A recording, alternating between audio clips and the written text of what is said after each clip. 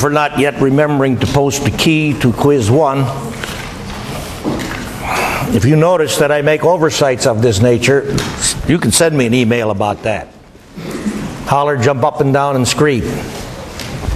I forget stuff. Got a lot of stuff to do.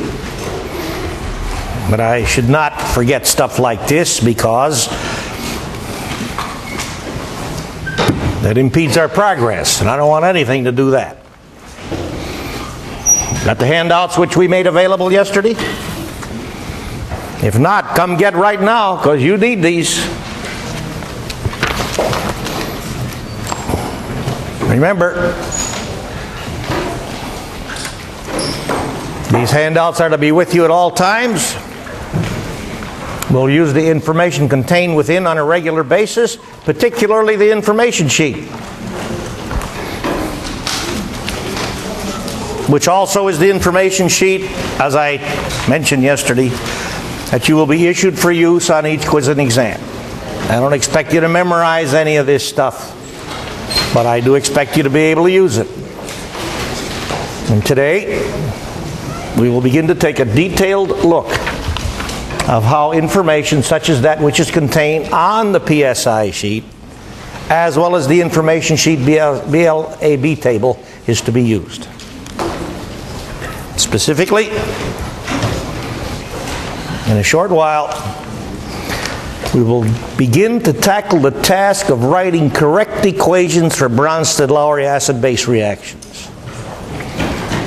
The simplest and best way by far to represent the chemistry which occurs in a reaction system is to write the correct equation for that reaction.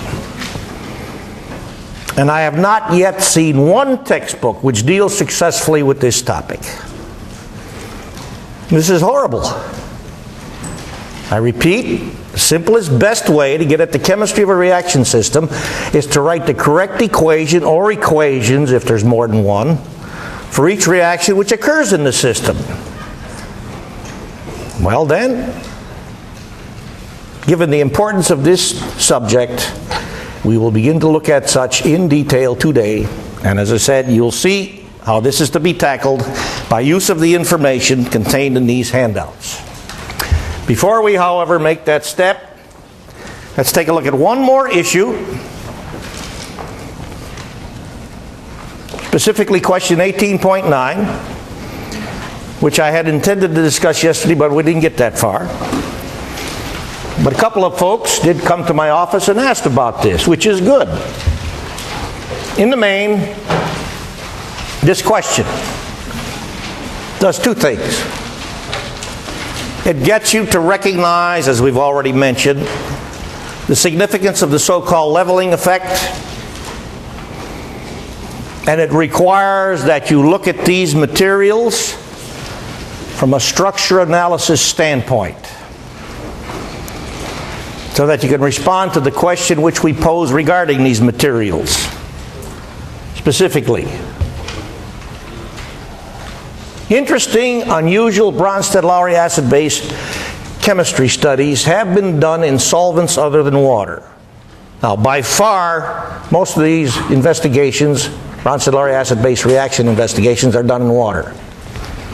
But chemists in the past have done Bronsted-Lowry acid-base reaction investigations in pure liquid ammonia. Not water solvent, liquid ammonia solvent. Pure liquid methanol. Pure liquid methyl hydroxylamine. And this stuff. Now, whether or not chemists did studies in this stuff as solvent, I don't know, I don't care. It's got nothing to do with our main concern, which again is to A, recognize the significance and application of the leveling effect to this consideration. What is that?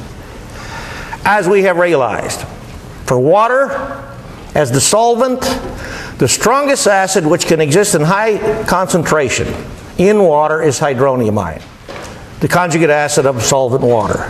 The strongest base which can exist in high concentration in water solution is hydroxide ion, the conjugate base of solvent water. Because, which of course relates directly to inventory, if an acid stronger than hydronium ion is dissolved in water, such as HCl, It reacts with water to a large extent, usually 100%, to convert the hydronium ion in the conjugate base of the reacting acid. Same idea for a base stronger than hydroxide ion, like sulfide ion, which is put in solution by dissolving sodium sulfide, or oxide ion, which is put in solution by dissolving sodium oxide.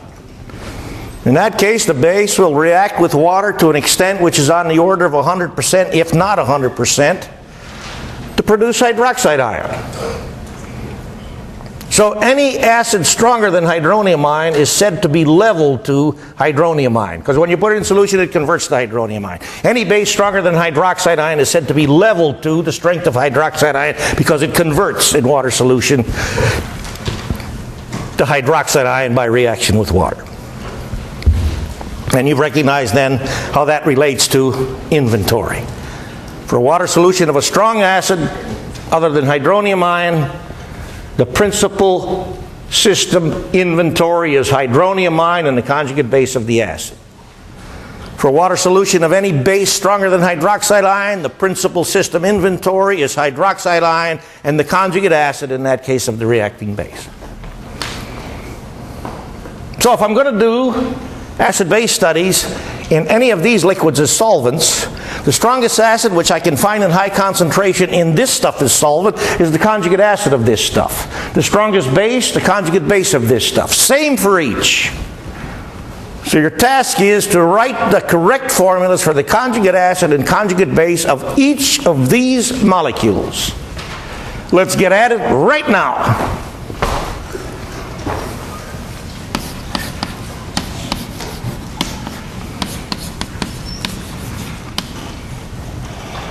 In the first case, the ammonia case, should be the simplest. On writing the Lewis picture for the ammonia molecule, to recognize the presence of the non-bonding pair on the central nitrogen atom. So here comes H+. Where is it going to react? It's only got one place to react. That's with the non-bonding pair on that central nitrogen atom. So when H+ glues out of that nitrogen atom for the ammonia molecule converts to the ammonium ion. An interesting and unusual cation. Why is that so? Have you not learned that most cations are composed of metallic elements?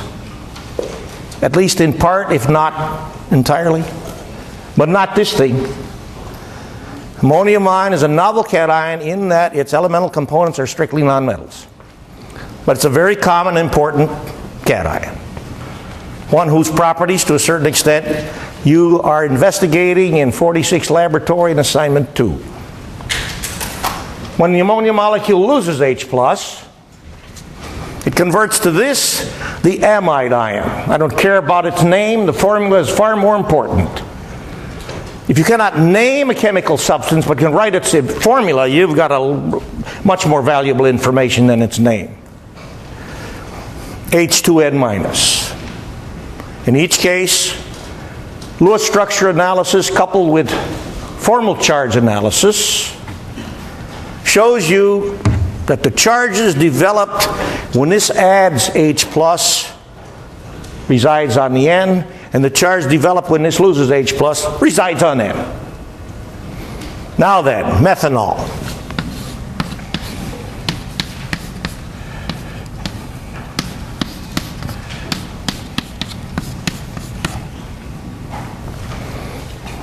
Each skeletal atom of methanol, carbon and oxygen, are hybridized how? I'm listening. sp3. You remember how to assign hybridization to an atom? You start with the correct Lewis structure for the material. And if the question's about central atoms, for each central atom whose hybridization you wish to assign, what valence electron structure, what valence electron property, what valence electron property do you examine to determine hybridization? You did this in 45L. You did it in 45. You count the number of sigma pairs. Now, what is this business of sigma pair? At each and every bond site, at least for all common materials, there's always one and only one sigma bonding pair, period. So for each bond site, you got a sigma pair. Which means every time you see a single bond at a bond site, it's a sigma pair. If you see a double bond or a triple bond, you got a single sigma pair and a single pi bond for the double. Single sigma bond, 2 pi bonds for the triple. You did this in 45 and 45L. Now the other part of this business is to make life simple, since hybridization applies to the sigma electron structure, sigma valence electron structure for an atom, you also count non-bonding pairs as sigma.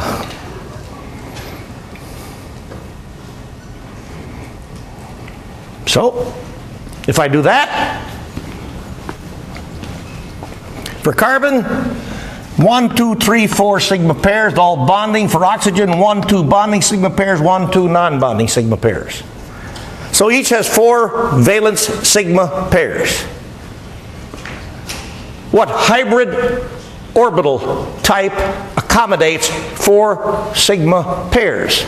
It's the hybrid orbital type created by hybridizing how many orbitals? How many atomic orbitals?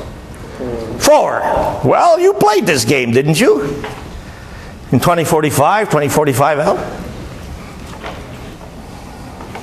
When I go about the business of hybridizing orbitals, in any energy level, I start by realizing that in each and every energy level, the most stable sublevel type is which?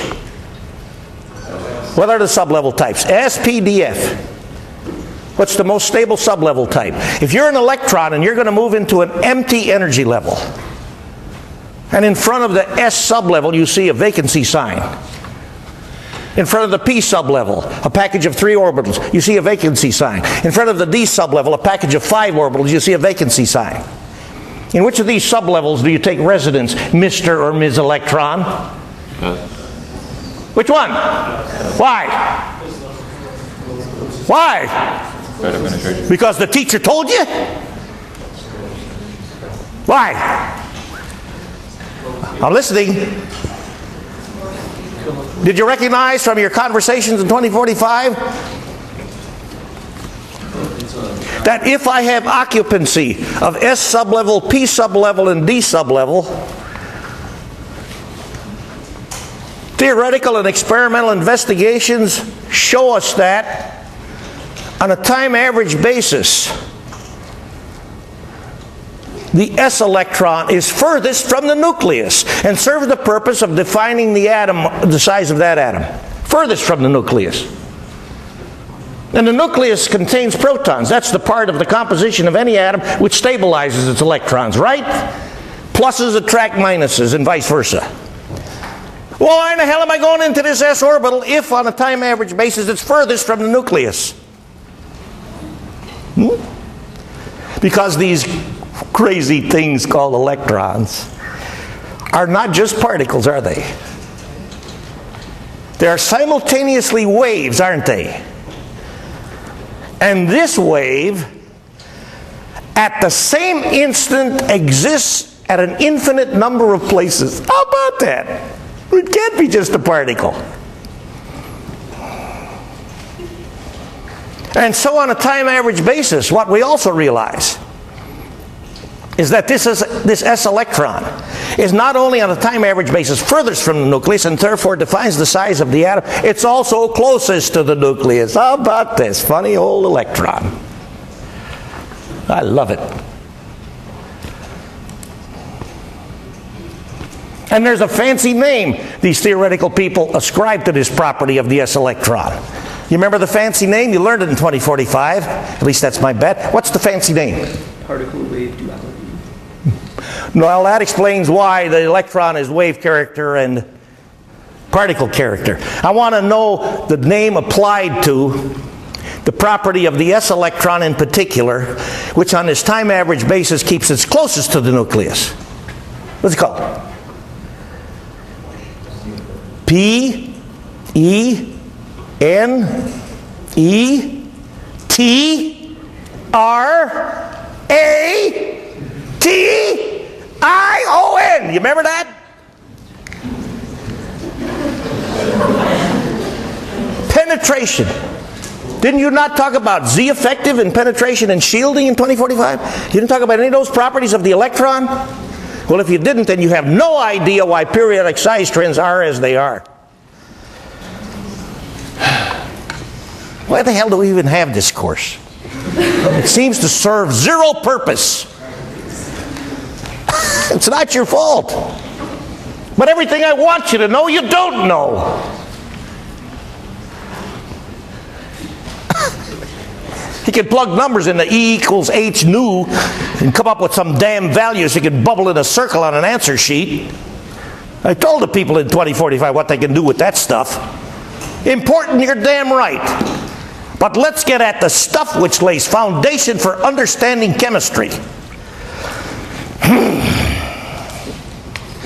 Well, in any case, for those of you who are curious about the remarks that I've just made about shielding, effective nuclear charge, penetration, and the like, this is all in our Chem Notes package in Chapter 23. All of it. It's all there. Take a look at it. Take a look at it. I mean, take a look at it, so you get an idea what the hell's going on here. But back to the upshot of all of this, which is that the s electron, or an electron in the s orbital, is most stable in a given energy level. That's why when you create hybrids, s is always part of that. And after s is used, then you use p orbitals, because they're next in energy or stability, right? And then the least stable, highest energy electron will be that which occupies the d sublevel in this energy level. Okay? So if I go to energy level number 3, how many hybrids can I create? Well, the answer to the question lies in recognizing how many orbitals constitute energy level number 3. I'm listening. How many orbitals in energy level number 3?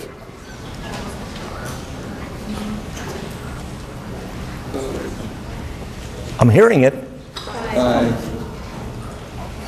Now I heard an incorrect answer. How many? What's the right answer? Is there an S sublevel in every energy level? So the S sublevel is there, 3s. And after that, what do we find? P. And a p orbital is a package of how many orbitals? 3. Px, py, pz. If I label these p orbitals with Cartesian coordinate reference axes, okay? And after p orbitals, what do I find next? D. How many orbitals in a d sublevel? 5. Are there d sublevels in energy level number 3? Yes or no?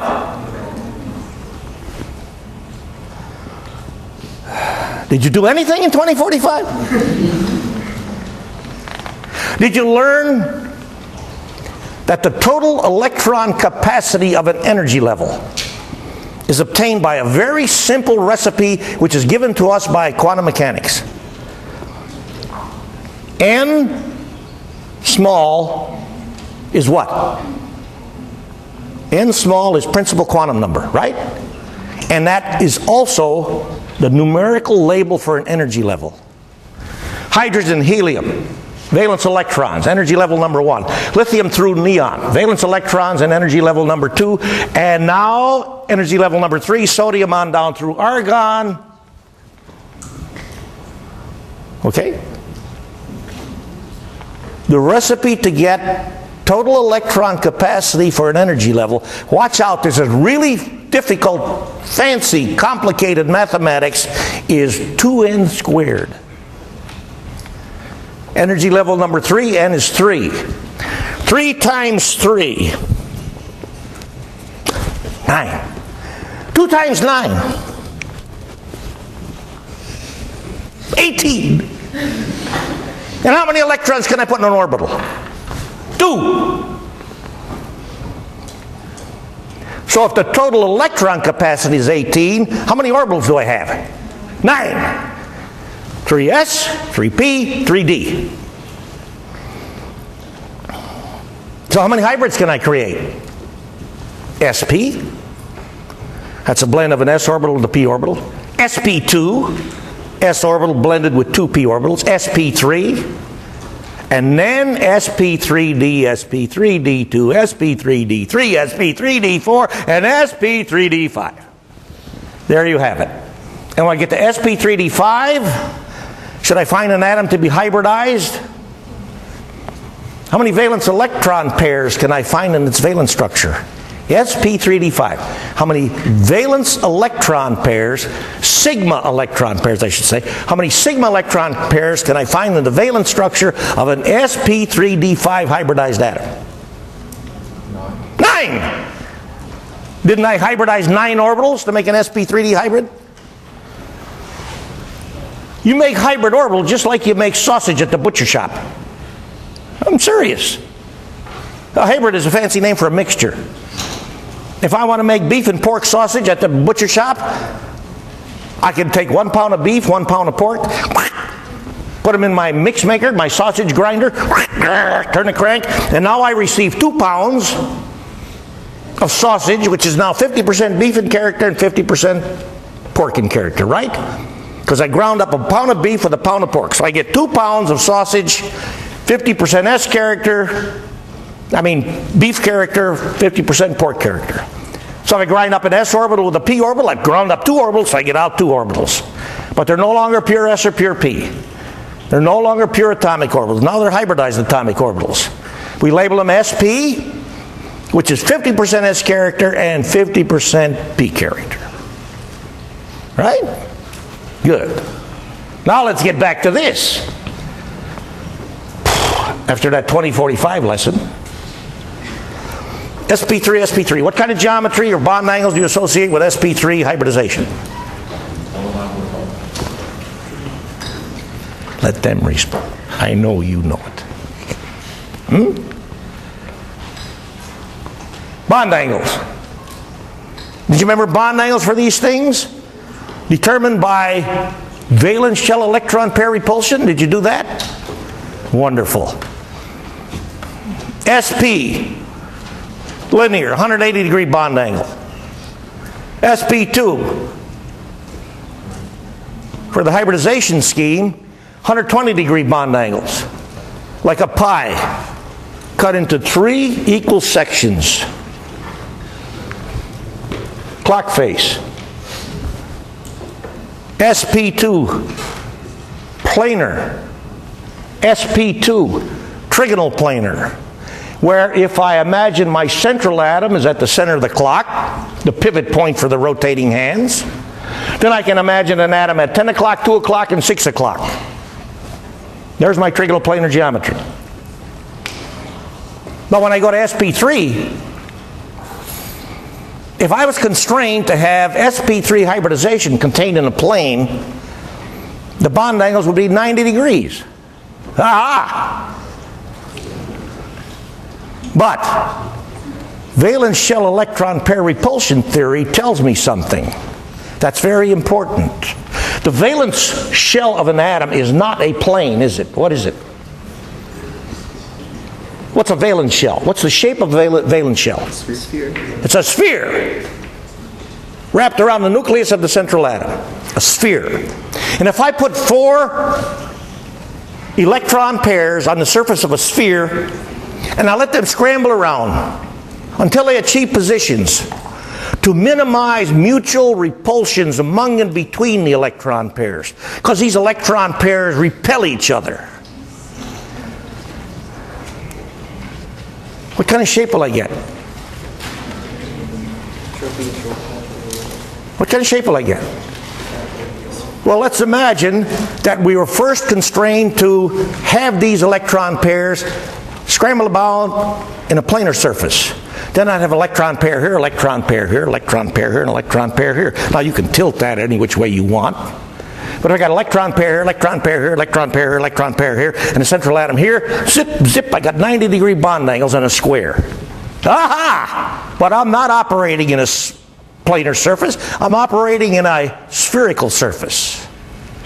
So if I take my square, electron pair here, electron pair here, electron pair here, electron pair here, central atom in the middle of this distribution, okay?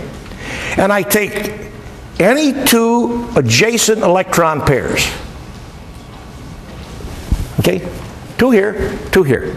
So I'm going to take the two at the bottom. Keep these two here. I'm going to take the two at the bottom, go like this. And now if I connect lines from the central atom to these electron pairs, I'll wind up with 109.45 degree bond angles and a geometry called tetrahedral. You did that in 2045, right? Wonderful. So for this, I know that. Here I've got bond angles that are about 109 degrees. And here I've got a bond angle which compares how to 109 degrees? 109, a little bit bigger, a little bit smaller. What do you say? Smaller, why? Because you got non-bonding pairs here, don't you? And when non-bonding pairs exert repulsion effects on single bonding pairs, which is what I got here, I get a repulsion which exceeds the repulsion that the bonding pairs exert on each other. For this case, the repulsion here is exceeding the repulsion here. Result, bond angle shrinks relative to 109 degrees. For example, a water molecule, for which the central atom is sp3 hybridized with two non-bonding pairs, has a bond angle of 104.5 degrees. Why is this true? Why is the non-bonding pair bonding pair repulsion when the bonding pair is a single electron pair? Why is the non-bonding pair bonding pair repulsion greater than bonding pair repulsion? These folks know. You should all know. Why? Why is non-bonding pair repulsion greater than bonding pair repulsion when the bonding pairs are single electron pairs? Why? Because the teacher told you?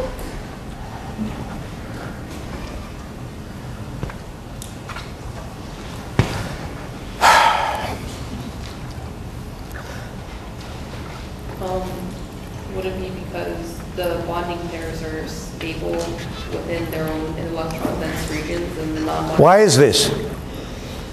Because they're bonded. They're bonded. So they're... Question. How many nuclei stabilize a bonding pair? How many nuclei stabilize a bonding pair? Two, right? The two bonded atoms. Each have nuclei, don't they? Or you got atoms without nuclei. What the hell kind of atoms are you dealing with? But non-bonding pairs are only stabilized by one nucleus, right? And that one nucleus is one of the nuclei that's part of this bond. Upshot, since non-bonding pairs are only stabilized by one nucleus, and a single bonding pair is stabilized by two nuclei, the non-bonding pair negative charge density is greater than the bonding pair negative charge density. And when I have greater negative charge density, I will have greater repulsion, right? Because regions of negative charge density repel each other, right? And that's what you should have done in 2045. So you know what the hell's going on here.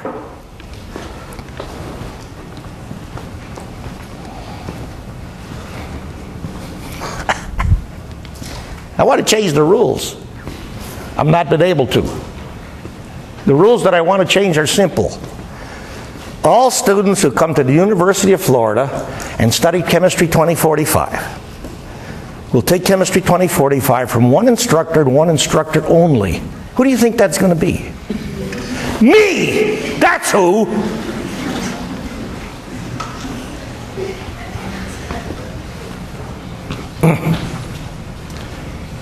All right, let's go back to this game.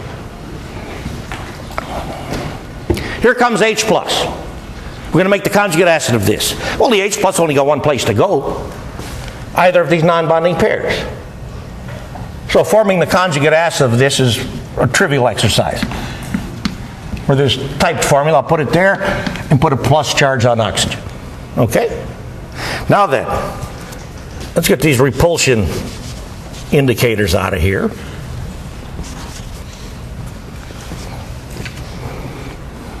What about the conjugate base? Because in forming the conjugate base of this molecule, I have two different types of hydrogen atoms which can leave as H+. I have the H which is bonded to oxygen, or I have one of the H's which is bonded to carbon.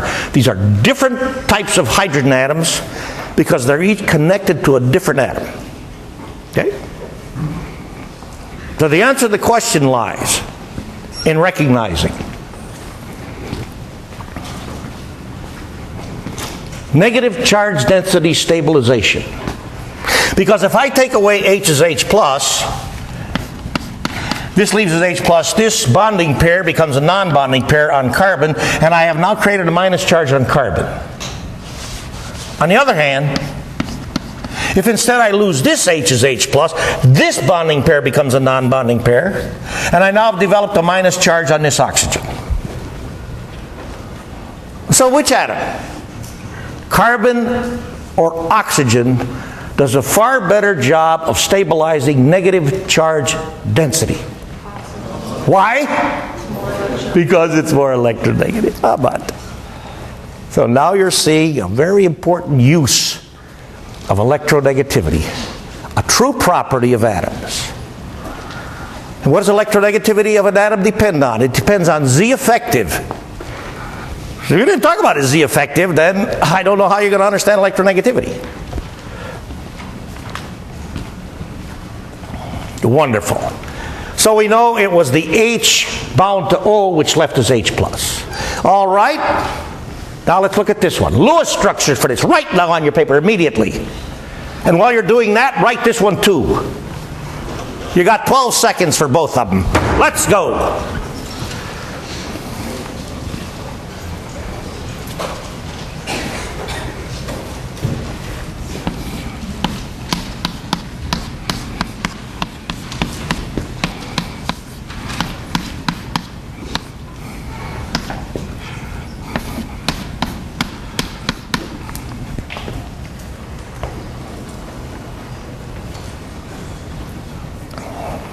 How many skeletal atoms for this molecule? Skeletal or central atoms? 3. Carbon, nitrogen, oxygen, right? Neither of these are peripheral atoms. Only the H's are peripheral atoms for this molecule. How many of you wrote this Lewis picture successfully? Because I'm telling you right now, as I've already told you, and I'm going to tell you again. Throughout this term, you'll see such this Friday. You will be expected to deal with writing structures, Lewis structures correctly all the time, all over the place. Because that's the most important property of molecules. And if you need review on this stuff, on writing Lewis structures correctly, and assigning hybridization, and then applying the idea of valence shell electron pair repulsion to get geometry, it's all in the notes that you have. All in chapter 23. Everything I need you to know is in chapter 23. It's there. Use it. All right. Here comes H+.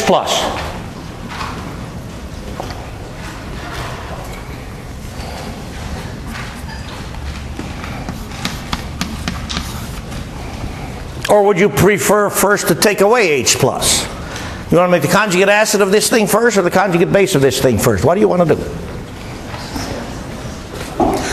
Well, let's go with making the conjugate base first because we can make a direct analogy to what we did with the methanol molecule. We already recognized that H will leave as H+ from the oxygen atom, preferentially relative to H leaving as H+ from carbon, because the greater electronegativity of oxygen stabilizes negative charge density more effectively than the much lower electronegative carbon atom. Well, how about nitrogen? How does the electronegativity of nitrogen compare to that of oxygen? Lower, isn't it? You learn in 2045 that it's a lot of fun to think about electronegativity.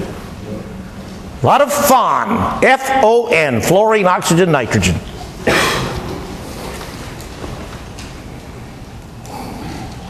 So, it follows then that to turn this molecule into its conjugate base, which H do I lose as H+?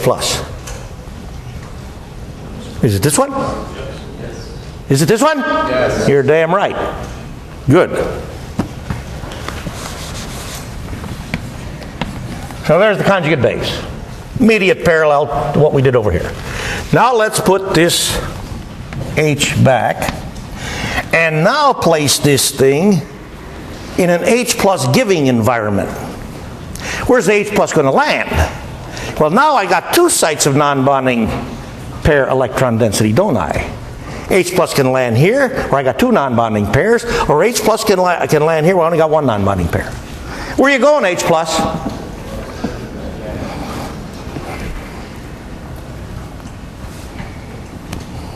Where are you going, H plus?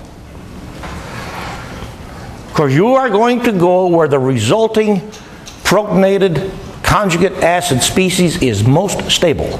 That's the way material behaves. Material always behaves so as to achieve the greatest degree of stability available to it in the environment in which the material is contained. That's what thermodynamics is all about.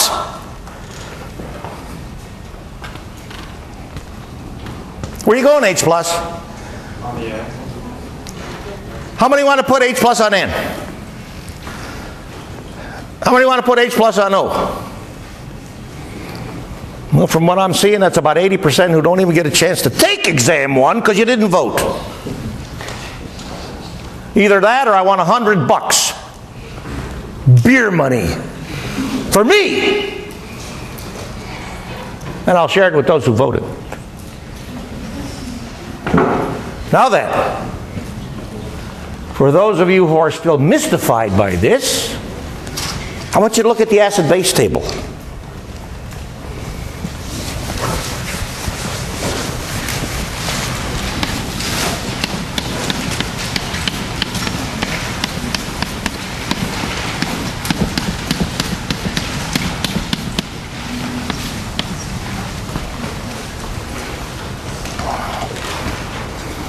See these molecules in the base column?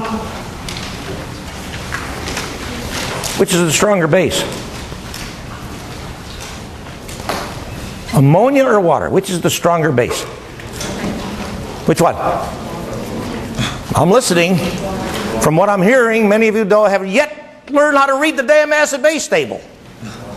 The bases are getting stronger from top to bottom. They have to. Because they're getting derived from acids which are getting stronger from bottom to top. The stronger an acid, the weaker its conjugate base.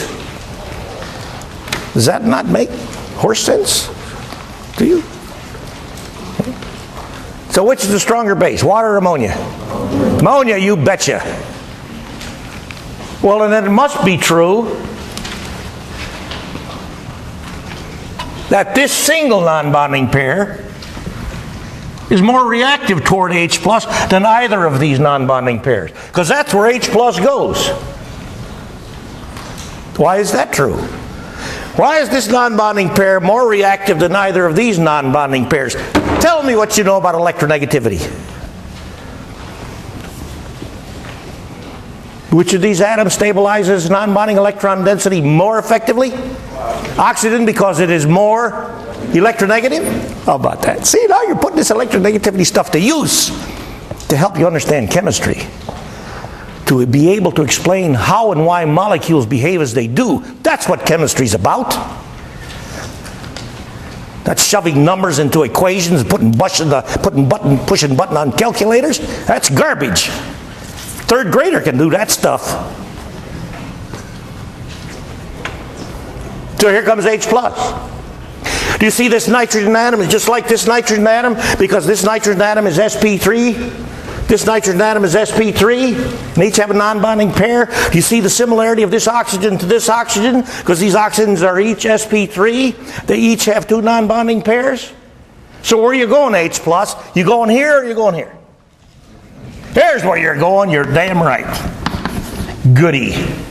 Now we got one more fun game for you. Come on, Lewis structure, right now, let's go.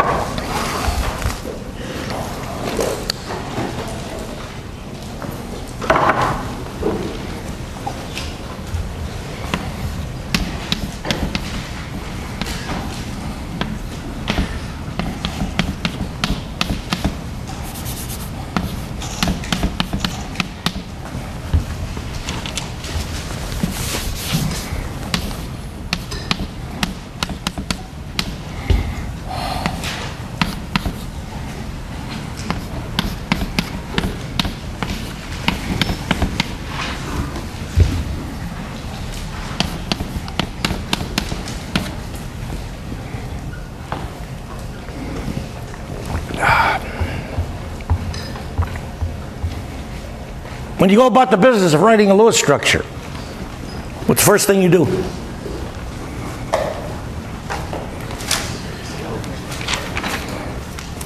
I'm now your little kid brother. You're studying chemistry at UF. Woo! Big time fancy university. One of the top chemistry departments. And I'm a curious little brother. I want you to teach me how to write a Lewis structure. Come on, I'm listening. Not only a curious little brother, I'm a demanding SOB. I'll kick you in the shins if you don't tell me, and tell me right. I'm going to let the air out of your tires. I'll tear up your date book. I'll kick your computer in the hoo-ha. It's the first thing you do in writing a Lewis structure. Count the number of valence dots, because if you don't have the right number of dots in your picture can't be right, period, end of story. So I ask, to complete this Lewis structure, what kind of a linkage are we going to find between this carbon and this nitrogen? Now let me tell you another thing you should know about this stuff, is that most species found in chemistry, like molecules, for which there's over 10 million now known, are even electron. What's even electron mean? What's an even electron species? What's that mean? It means the total number of valence electrons is what? An even number. Uniformly divisible by 2. That's all it means. Most chemical species by far are even number valence electron species. Okay? Species with an odd number of valence electrons have a special name. What are they called? Radicals. Okay? And radicals in general, compared to non-radicals, the radicals are a hell of a lot more reactive.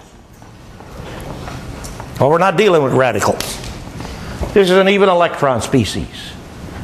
In each and every even electron species, carbon, nitrogen, oxygen. In each and every known even electron species, carbon, nitrogen, oxygen are always in what kind of valence electron environment?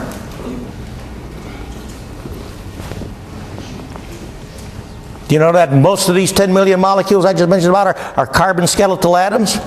You think it might be important to know something about this property of carbon? And the most common skeletal atom in addition to carbon for nitrogen-containing molecules is nitrogen, followed by oxygen.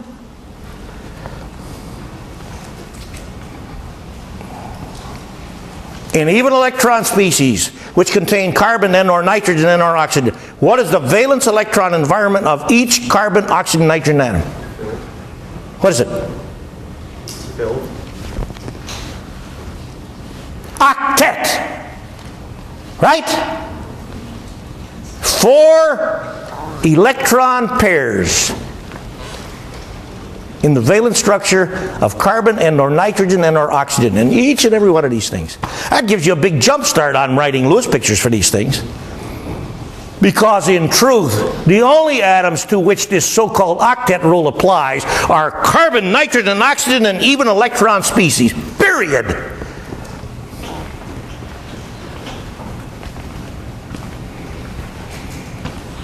So I repeat my question. What kind of linkage do I find here between carbon and nitrogen? How about that? That means this nitrogen atom is how hybridized?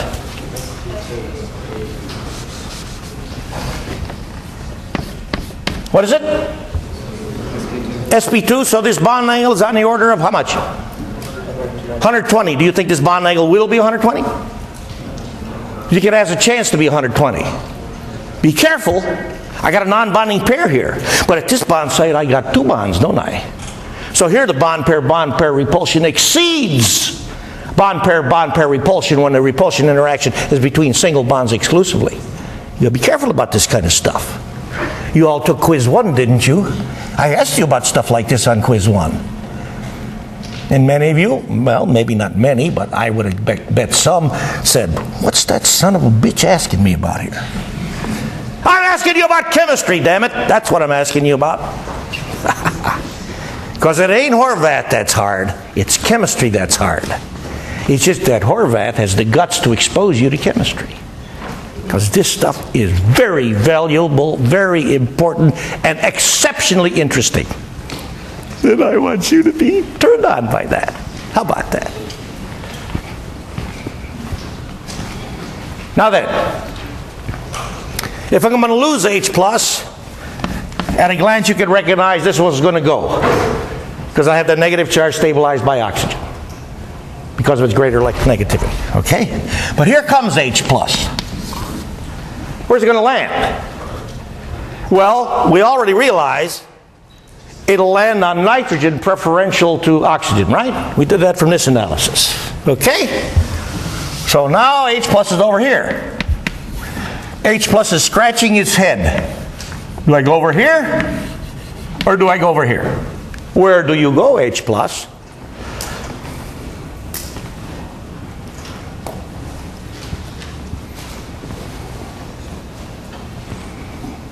Each nitrogen atom has got a non-binding pair. And I can't argue this from an atomic electronegativity standpoint because we're talking about nitrogen and no other atom. Where are you going, H+? Is it a toss-up? Sometimes you go there, sometimes you go here? No. Where are you going, H+? Remember what we talked about a moment ago with this hybridization stuff? Now I'm going to make mention of an important but very simple concept. You know about atomic electronegativity. Orb for orbital. How about orbital electronegativity? Tell me. Let's go back to this empty energy level. S orbital, empty. P orbital, sublevel, empty. D orbital, sublevel, empty. If you are an electron landing in that sublevel, you go into S, don't you? Because you're more stable there. So would you accept the statement that the orbital electronegativity of S exceeds the orbital electronegativity of P? Because electronegativity is that property of an atom which stabilizes valence electron density. So tell me,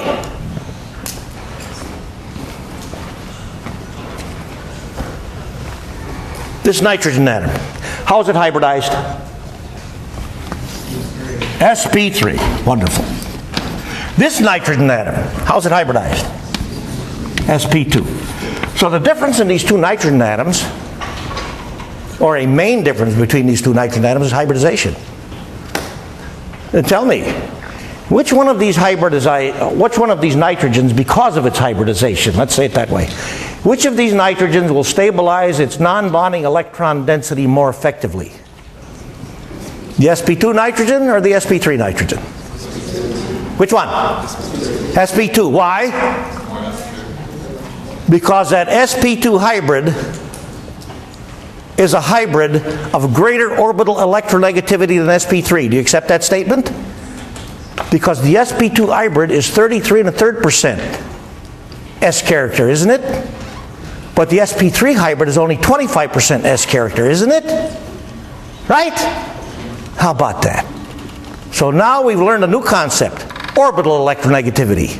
And for hybrid orbitals, the degree of orbital electronegativity is directly proportional to what property of the hybrid? S character. How about that? And you can see at a glance, the sp2 is greater in S character than sp3. So, which non-bonding pair is more reactive? The sp3 non-bonding pair or the sp2 non-bonding pair? This one is more reactive. So here comes H+. Bingo, right there. Zap. Now my bet is you heard nothing about stuff like that in 2045, but you should have. But again, it's not your fault. because I really have no say-so over what goes on in 2045, although I wish I would. So now we learned something neat about electronegativity. We can ascribe it to orbitals. All right? So here we go. We finally got to section 18.6.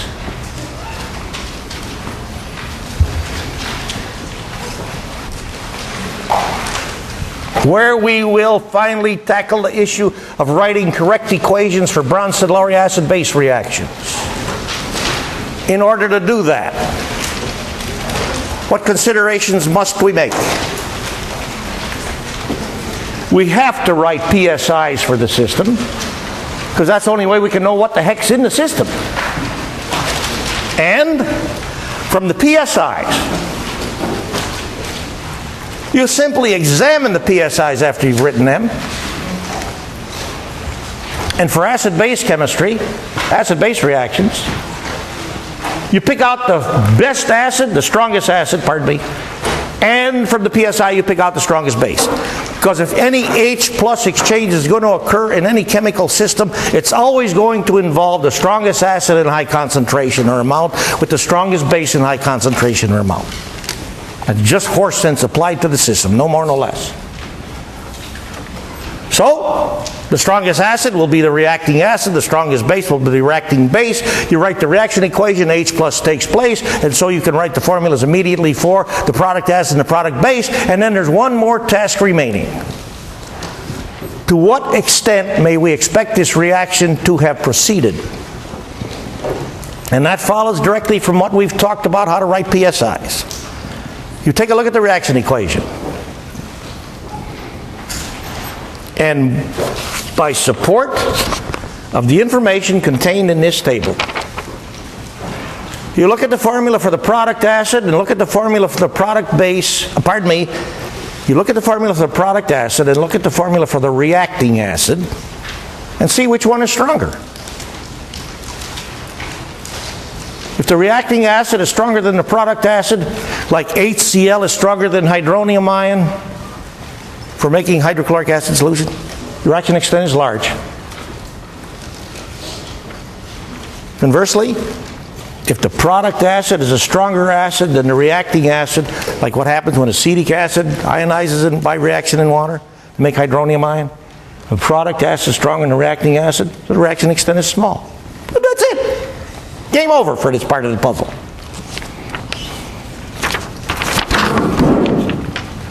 So, take a look in the notes at question 1810, which is a multi-part question.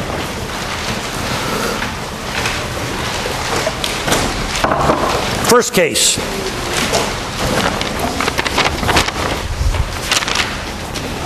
Pure HCl gas. What's the inventory? HCl gas! That's the stuff, right? Is to be mixed with nitric acid solution, 1 molar. You tell me and I'll write it down. The correct PSI for 1 molar nitric acid solution. I'm listening. Hydronium ion? What? Nitrate ion, not NO3, NO3 minus, please. And water. Don't forget, in each and every water solution, water is always the main ingredient. So it's always going to be part of the PSI. There's the PSI for the systems. What's the strongest acid in this formula list? HCl. What's the strongest base in this formula list?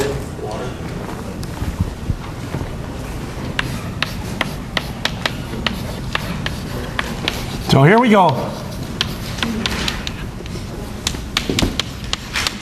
And indeed, what we've taken a look at is the reaction equation that takes place when hydrochloric acid solution is made with water being the solvent.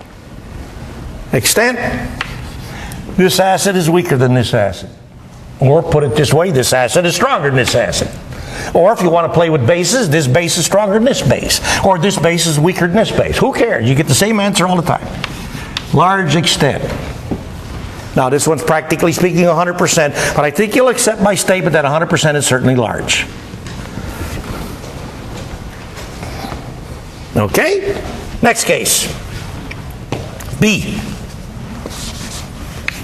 Now in B we're dealing with hydrochloric acid solution. And we're going to mix it with ammonia solution. PSI, hydrochloric acid solution. Hydronium ion. Chloride ion. Water. PSI ammonia solution. PSI ammonia solution. Ammonia? Water. Isn't ammonia a base, but it's a weaker base than hydroxide ion? So, there's your PSI. Hydronium ion, chloride ion, water, ammonia, water. From this PSI, what's my strongest acid? Hydronium ion. What's my strongest base?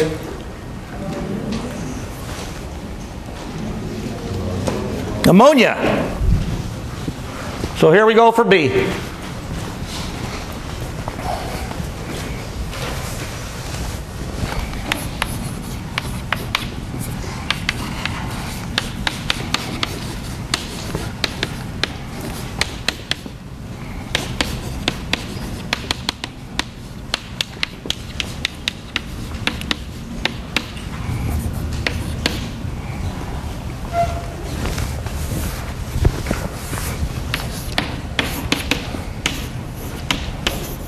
Extent? This, the reacting acid, is a stronger acid than this, the product acid. This, the reacting base, is a stronger base than this, the product base.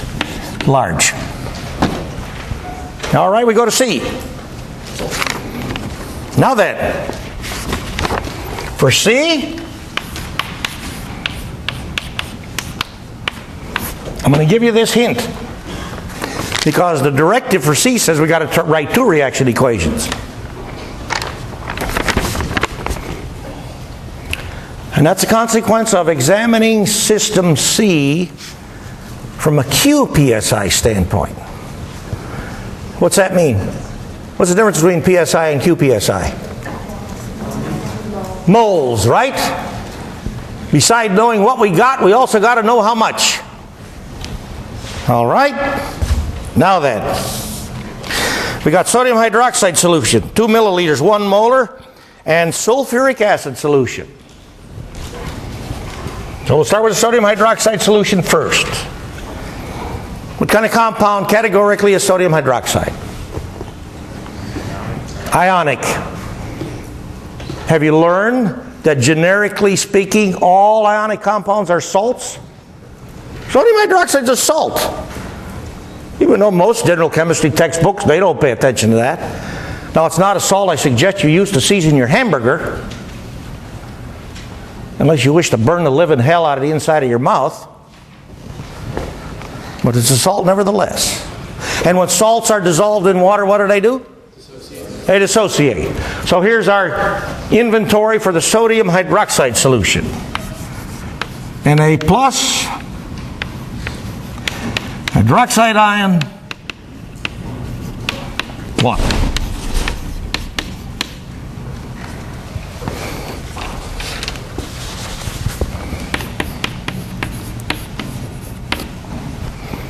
Tell me the PSI for the sulfuric acid solution. Hydronium ion.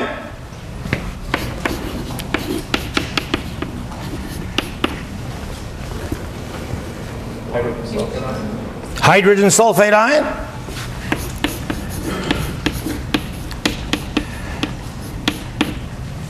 And of course our solvent water. All right? PSIs are done. Pick me out the strongest acid.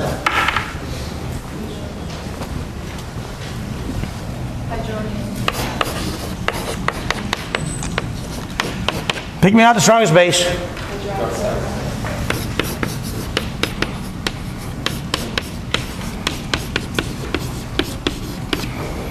And lo and behold, we have the KW reaction written in reverse, don't we? Extent? Damn large. What's K value for this thing? What's the K value for this reaction? 1.0 times 10 to the 14th. Woo-wee! That's a big number. Believe me.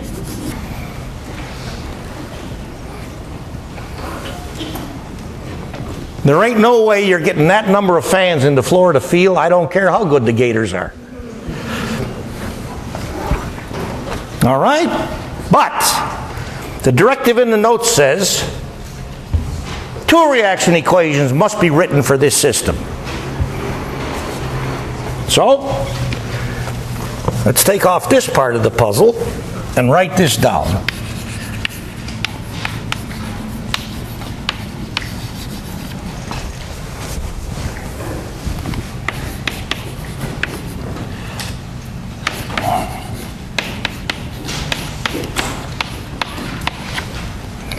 There's my bottle labels.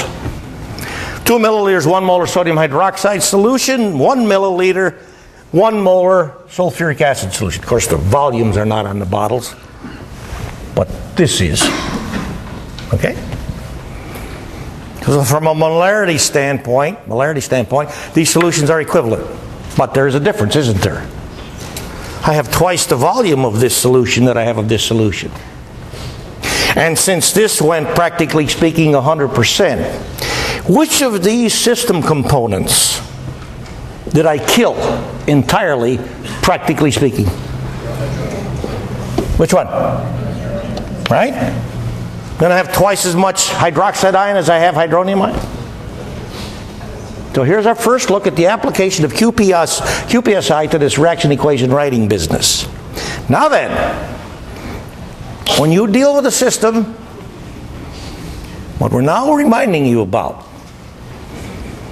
is that after you've written your first reaction equation, you must always consider QPSI to see what the PSI looks like after that first reaction has occurred. Well, what's the PSI now look like? Well, what have I lost from my PSI by this first reaction? I've lost hydronium ion. But this is my remaining PSI. Is there still the possibility of a reaction taking place of consequence? Look at the PSI as it now stands. Pick me out the strongest acid. Use the table as necessary. Use it. Use the information sheet. Pick me out the strongest acid. I'm listening.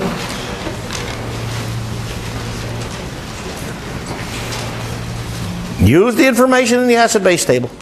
Use it. From this entire formula list, what is the strongest acid? Hydrogen sulfate ion. Tell me, at home for cleaning purposes, you ever observe your parents using Vanish or Sanaflush? Sanaflush I advise you to buy because it's the same stuff but cheaper. I think the Vanish people must spend more money on advertising, and they're going to turn that over to you, the customer.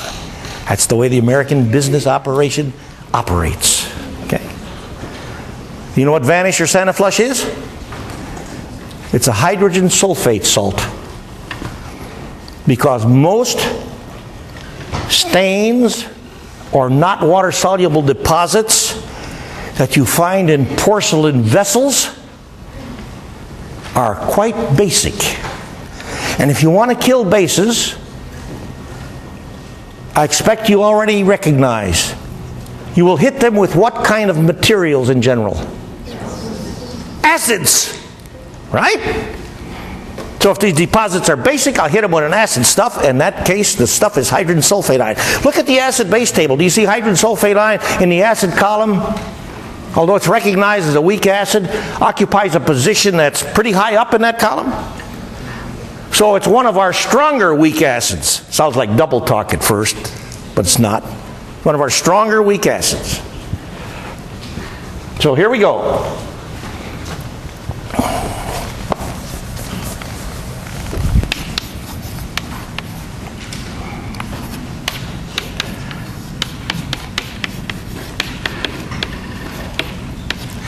reacting acid, reacting base. Hey, this is a base too, but this is a base weaker than water. That's the base table tells you that. So this thing is going to be behaving as a base in water solution, but behave as an acid, you betcha. So, products, water the product acid, and sulfate ion the product base. Extent? Is this acid not found by examination of the acid-base table to be a hell of a lot stronger than this acid? Enough said. Large. All right? System D. Half molar aluminum nitrate solution is diluted with water.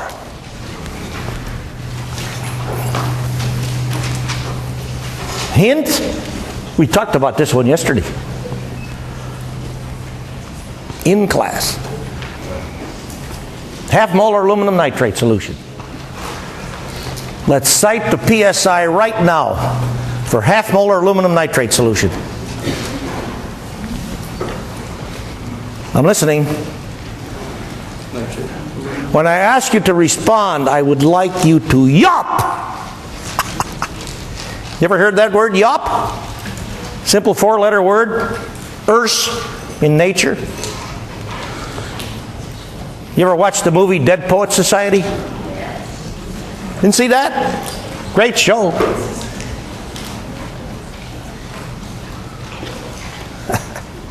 Robin Williams, playing the part of the teacher, has a student in his class who's somewhat reserved, in fact quite reserved.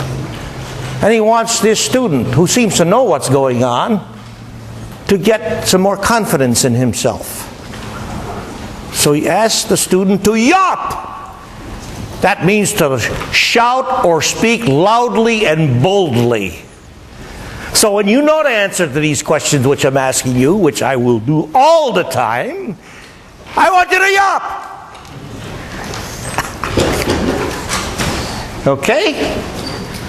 So here's our aluminum nitrate solution. We're going to do this one, and I'm going to leave you with a teaser. And we'll start with the teaser tomorrow, okay? Aluminum nitrate solution.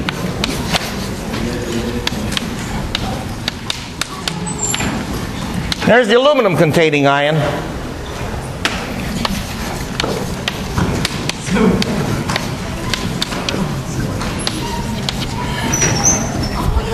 And solvent. So the question is,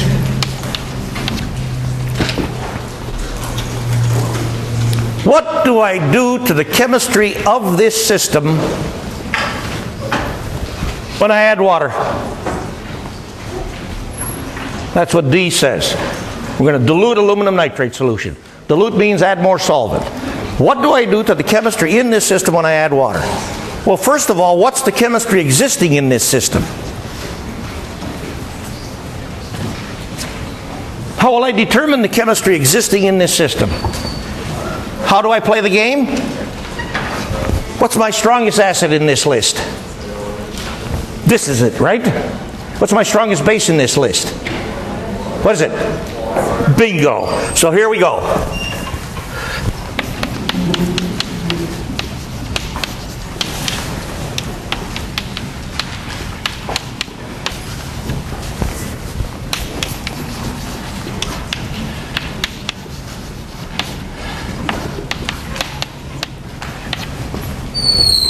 Hydronium ion and the conjugate base of reacting acid, hydrated aluminum ion. Now as this reaction proceeds left to right, what's its extent? Small. Because in this case the product acid is a good deal smaller than good deal weaker than the reacting acid. Statement. And this is on the PSI sheet and it's in the notes. In any water solution of a weak acid or a weak base, what condition always exists involving the weak acid or the weak base? What condition always exists in any water solution of a weak acid or weak base? Equilibrium. So after this thing has gone to its limited extent, then this condition exists. So the question is, what happens to this system when I add water? it will do this to get back to equilibrium. Now then, you see this? Take note of this. I want you to tell me what the products are for this reaction system. Amounts as well. QPSI required. Pick it up from this point tomorrow.